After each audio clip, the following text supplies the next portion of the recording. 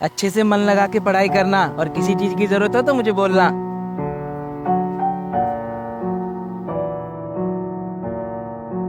एक मिनट बेटा। एक बात बताओ, वो कौन है जो तुम्हें छोड़ने आई है? मैम वो मेरी मम्मी है। ठीक है, तुम अंदर जाओ।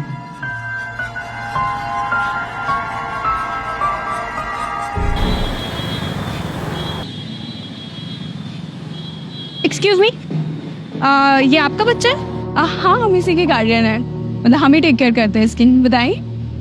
मुझे आपको कुछ इन्फॉर्म करना था। हाँ जी बोलिए। कल से ना आप अपने बच्चे को स्कूल मत भेजिएगा।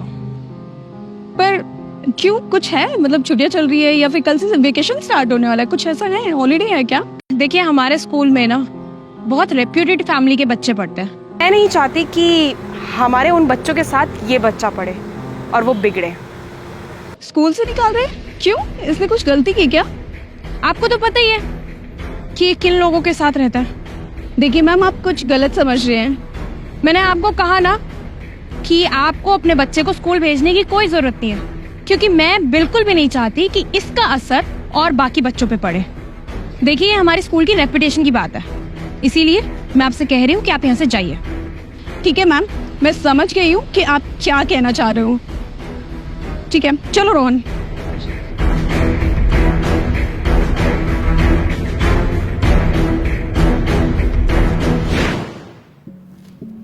अरे आ गया मेरा बच्चा, आजा। और क्या हुआ, उदास क्यों है तू?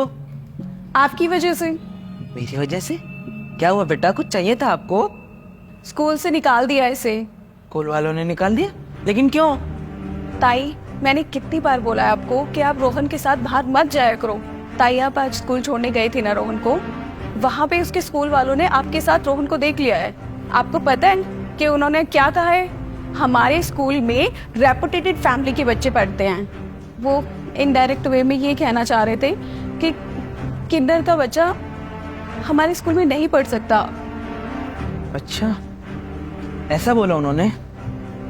तो ठीक है, कल मैं जाएगी इसके साथ स्कूल, और मैं देखती हूँ कि वो मेरे बच्चे को कैसे निकालते हैं। ताई, बस अब मैं बताएगी इन लोगों को कि किन्नर का बच्चा पढ़ सकता है कि नहीं।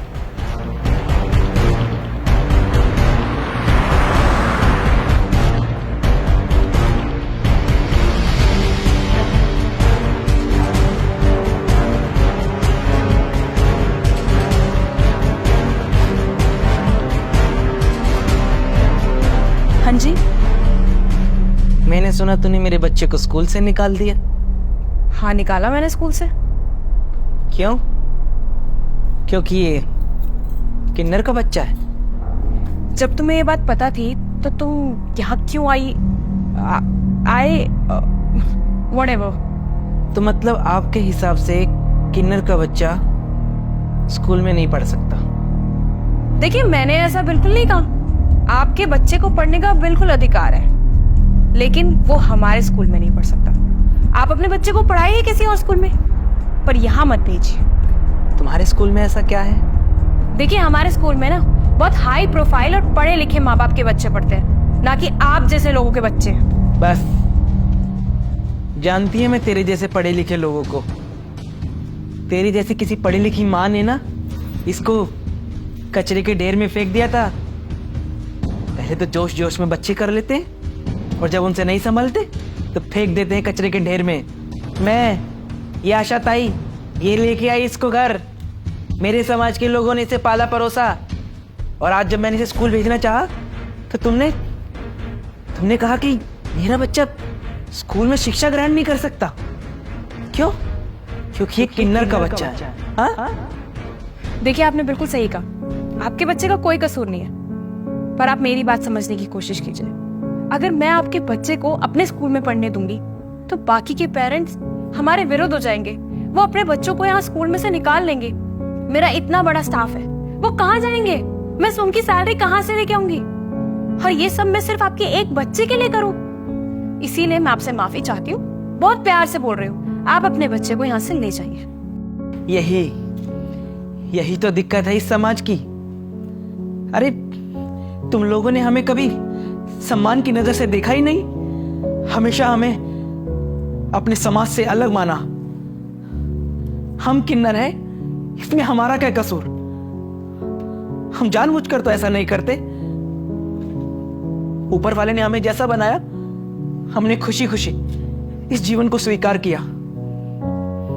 मांग कर खाते हैं, नाच गा कर खाते हैं, लेकिन तुम्हारी तरह किसी में भेदभाव नहीं करते। लेकिन तुम लोगों ने इस शिक्षा के मंदिर में इसके साथ भी भेदभाव किया।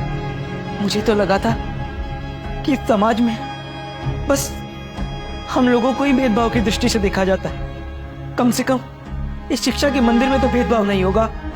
शिक्षा का तो हक सबका है ना।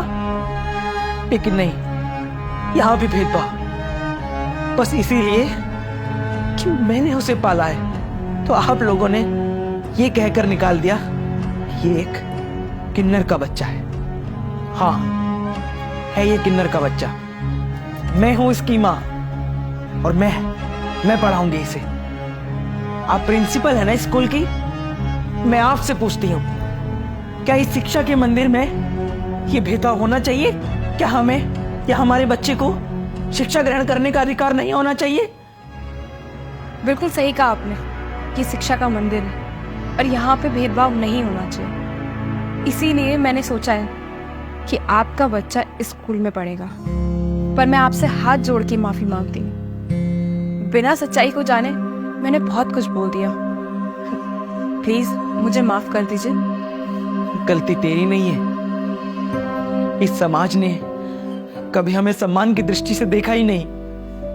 अरे लड़ झगड़ कर सरकार से हमने ये नौकरी का अधिकार तो ले लिया, लेकिन ये सम्मान, ये इज्जत का अधिकार कौन देगा? इज्जत मांगने से तो नहीं मिलती। अरे हम आप लोगों की खुशियों में शामिल होते हैं, नाच गाते हैं, बधाई देते,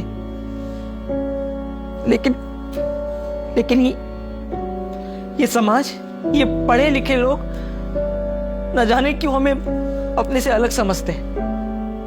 हमारे अंदर भी वही खून है, वही जज्बात हैं जो आप लोगों के हैं। हमें भी महसूस होता है जब कोई हमें हिजड़ा या किन्नर कहकर बुलाता है, लेकिन हमने उसे भी स्वीकार किया।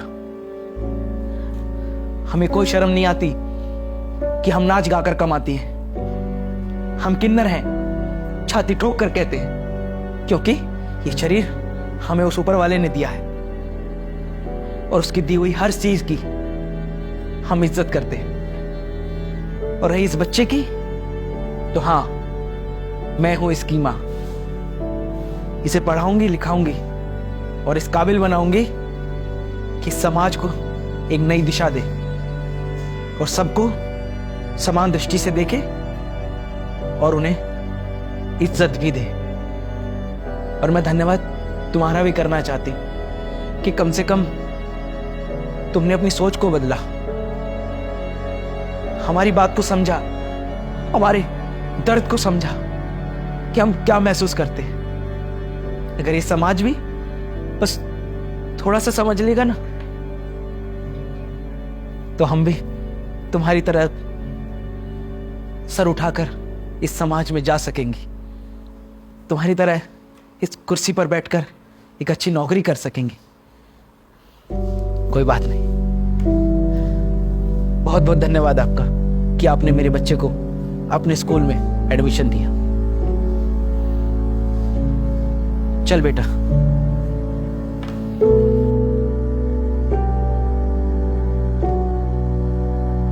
आप लोगों से भी रिक्वेस्ट है, जैसे हम इंसान हैं वैसे ये भी इंसान है।